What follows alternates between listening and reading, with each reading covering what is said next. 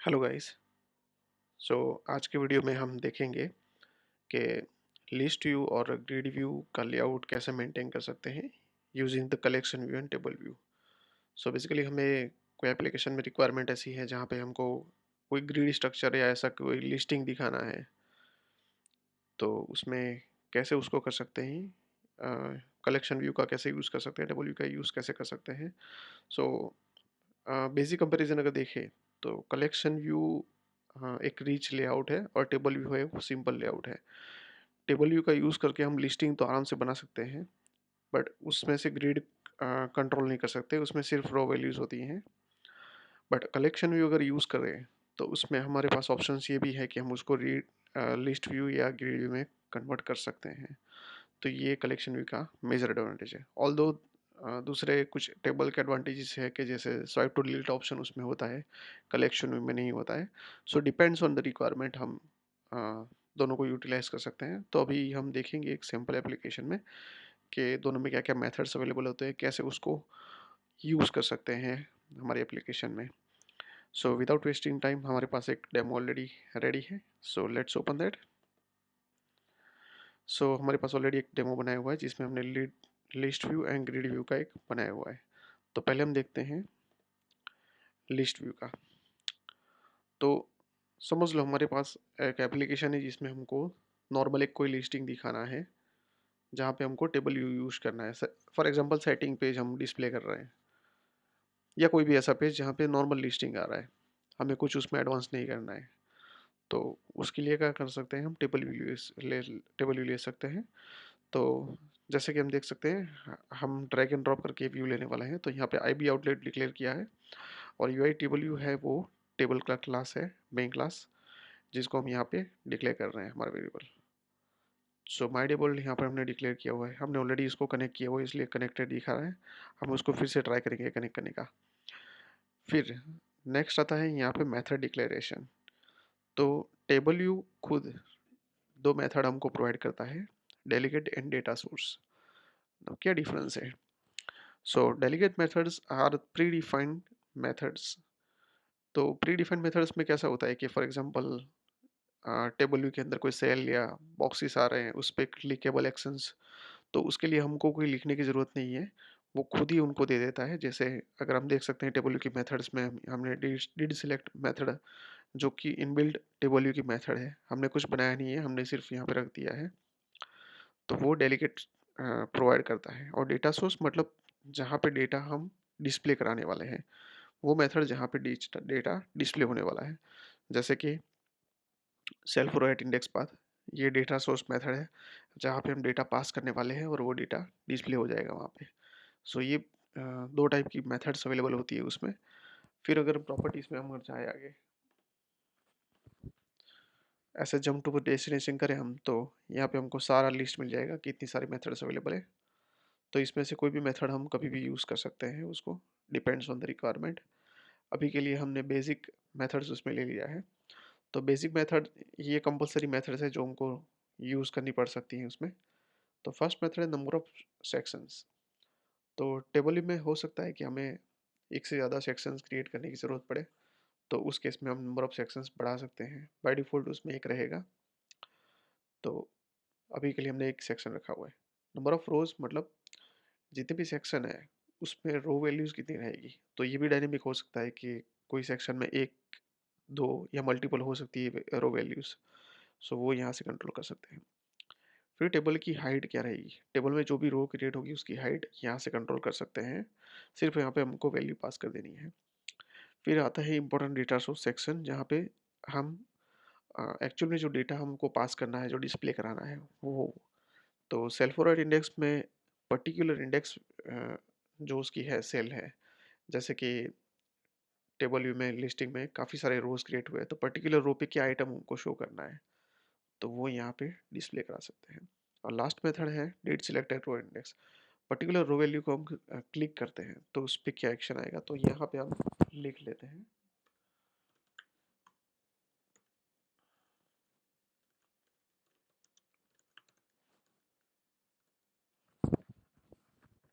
तो जब भी हम उस रो पे क्लिक करेंगे ये मेथड ऑटोमेटिकली कॉल हो जाएगा। तो सबसे पहले हमको क्या करना है, हमने मेथड तो देख लिया, डिक्लेरेशन भी कर लिया, यहाँ पे उसके डेलीगेट भी कॉल कर लिए, तो ये कंपलसरी पार्ट हमने कर लिया है, हमारे पास मेथड भी रेडी है। अब इसका डिजाइनिंग पार्ट सेट करना है, तो let's go to the storyboard part. So यहाँ पे हमने ऑलरेडी एक टेबल व्यू ले लिया है, हम देख सकते हैं। अगर नहीं लिया है तो हम कैसे ले सकते हैं, प्लस बटन पे क्लिक करके यूआई टेबल व्यू, तो यहाँ पे हम देख सकते हैं कि टेबल व्यू के हमारे पास ऑप्शन दिखा रहा है, तो डायरेक्टली इसको ड्रैग करके हमको व्यू में रख देना है और फिर उसको यूज़ कर सकते हैं, जैसे कि ये। तो जैसे हमारे पास ऑलरेडी पड़ा हुआ है तो हम वही यूज़ करेंगे। उसमें हमको बाद में क्या करना है, तो हमारे पास डिक्लेरेशन में क्या हमने नाम दिया है, टेबल का नाम माई टेबल दिया हुआ है। तो हमें सबसे पहले तो उसको यहाँ पे कनेक्ट करना पड़ेगा टेबल के साथ। हमने ऑलरेडी कनेक्ट किया हुआ है तो इस तरह से दिखा रहा है। अब हमने कनेक्शन निकाल दिया है, सो हमें इस तरह से दिखाएगा, अभी कनेक्शन नहीं है।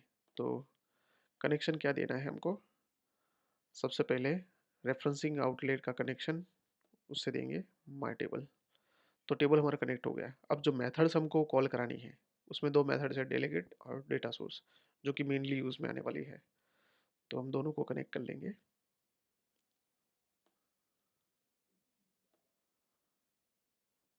तो ये क्या करेगा कि उस पेज के अंदर हमने जो डेलीगेट डेटा सोर्स मेथड लिखी हुई है वो ये पर्टिकुलर टेबल के लिए अवेलेबल हो जाएगी, जो कि हम यूज़ कर पाएंगे।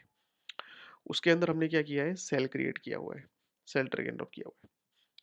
अब इसका जो नाम है यहाँ पे आइडेंटिफायर का, वही नाम हमको मेक श्योर करना है कि हम जहाँ पे number of cell forward index में जहाँ पे पास करें वहाँ पे सेम नाम होना चाहिए, अदरवाइज वो वर्क नहीं करेगा।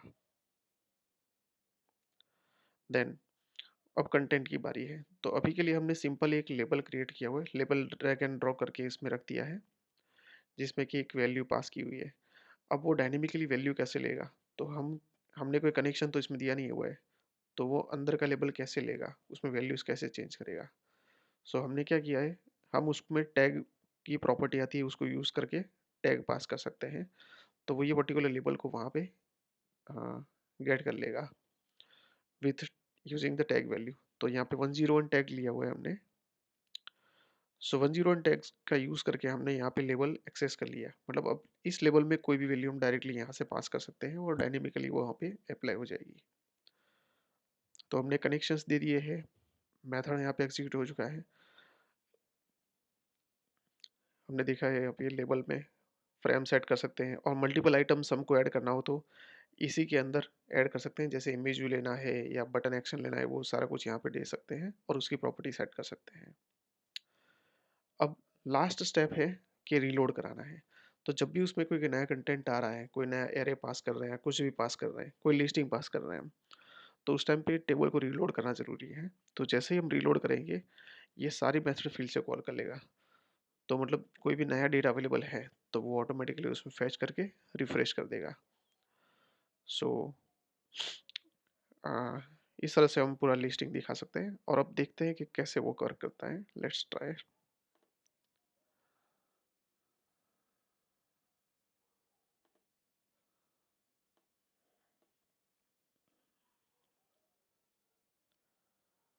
सो हमारा लिस्ट क्रिएट हो चुका है यहाँ पे, जैसे कि हम देख सकते हैं हमने नंबर ऑफ आइटम्स 10 दी हुई है, तो यहाँ पे 10 तक वैल्यू जा रही है और वो डायनेमिकली रो वैल्यूज यहाँ पे काउंट कर रहा है। फॉर एग्जांपल यहाँ पे हम वैल्यू चेंज करते हैं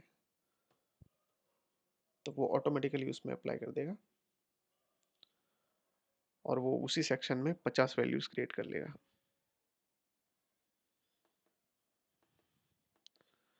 सो इस तरह से हम जो भी एरे एरे आइटम होगी, फॉर एग्जांपल हमारे पास नंबर ऑफ आइटम्स ज़्यादा है जो कि हमने किसी एरे में स्टोर कराई है, तो एरे का काउंट पास करेंगे तो वो ऑटोमेटिकली हो जाएगा।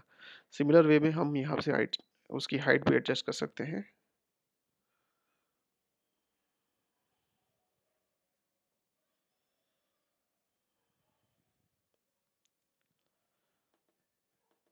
सो एज वी कैन सी हमने यहाँ पे हाइट उसकी चेंज की है, वो ऑटोमेटिकली ले रहा है। अब लास्ट चीज़ हमें चेक करनी बाकी है कि क्लिक एक्शंस, मैं जो भी वैल्यू पे क्लिक कर रहा हूँ वो रो क्लिक वैल्यूज़ ऑटोमेटिकली कॉल कर रहा है, जो कि हमने डीड सिलेक्ट में सेट किया हुआ है। तो हमने वहाँ पे डेलीगेट दिया है इसलिए ये कॉल हो रहा है। अगर डेलीगेट कनेक्शन नहीं होता तो ये कॉल नहीं होता है। सो इस तरह से पूरा लिस्टिंग हम दिखा सकते हैं और उसको यूज़ कर सकते हैं। अब सेकंड ऑप्शन है ग्रिड व्यू। हमने लिस्ट व्यू देख लिया, अब ग्रिड व्यू देखते हैं।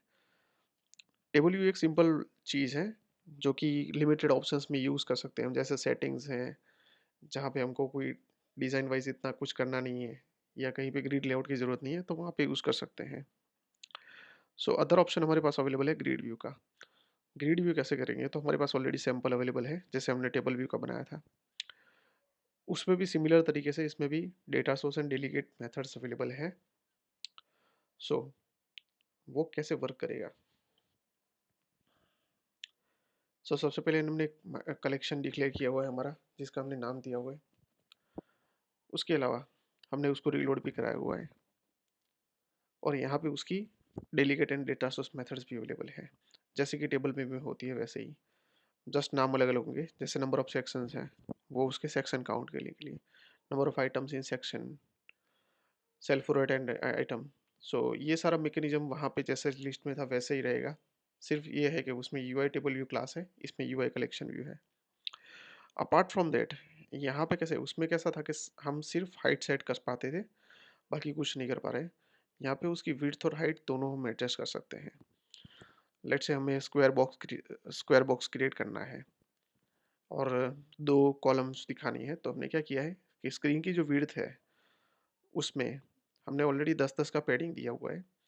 सो ये पैडिंग जो निकाल के हमें ये बॉक्सेस को प्रॉपर अलाइन करना है और दो कॉलम में दिखाना है, तो हमने ये पास करके यहाँ पे दे दिया है यहाँ पे।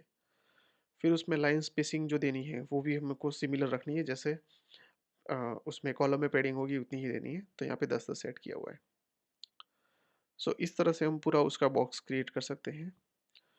अब इसका डिजाइनिंग पार्ट देख लेते हैं। तो ये रहा हमारा ग्रिड व्यू। तो हमने ऑलरेडी इसको क्रिएट किया हुआ है यहाँ पे ग्रिड व्यू को, उसको कनेक्शन भी दिया हुआ है सिमिलरली, जैसे हमें डेलीगेट एंड डेटा सोर्स देने होते हैं वैसे यहाँ पे दिया हुआ है हमने। तो इसमें भी सेल आइटम हमने ऑलरेडी क्रिएट किया हुआ है और उसमें एक डिफ़ॉल्ट एक वैल्यूज़ ले रखी है उसमें। तो ये सारा मैकेनिज्म सेम रहेगा कि फॉर एग्जांपल यहाँ पे हमने लेबल लिया है, उसको एक्सेस करना हो हमें, तो हमें टैग वैल्यू पास करनी पड़ेगी और उससे हम एक्सेस कर पाएंगे। So delegate and data source almost similar तरीके से वर्क करेंगे, खाली डिफरेंस मेजर ये है कि कलेक्शन व्यू है वो हमको मेजर एडवांटेज ये दे रहा है कि हम इसको कैसे भी चाहे उसको उसके सेल कस्टमाइज़ कर सकते हैं, उसकी विड्थ एंड हाइट सेट कर सकते हैं। जैसे कि फॉर एग्जांपल कोलाज क्रिएट करना हो या ऐसी कोई इफ़ेक्ट क्रिएट करना हो, तो वहाँ पे हम कलेक्शन यूज़ कर सकते हैं। इवन दो अगर नॉर्मल लिस्टिंग भी क्रिएट करना हो, तो भी हम कर पाएँगे। सिर्फ इतना है कि इसमें स्वाइप टू डिलीट का जो डिफ़ॉल्ट ऑप्शन है वो अवेलेबल नहीं होता है, तो उसके लिए हमको कुछ थर्ड पार्टी यूज़ करने पड़ सकते हैं। बाकी के केस में वो नॉर्मली यूज़ हो पाएगा। तो देखते हैं कि कलेक्शन व्यू कैसे वर्क करता है।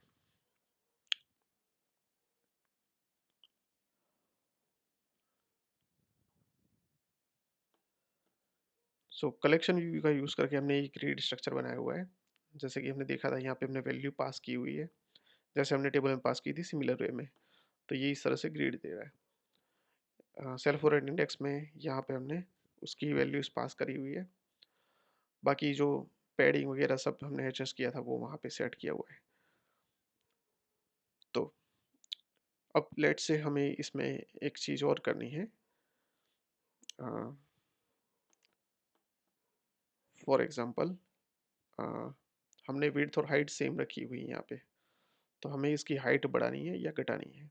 तो क्या कर सकते हैं, फॉर एग्जांपल हमें हाइट उसकी फिक्स दे देते हैं 100।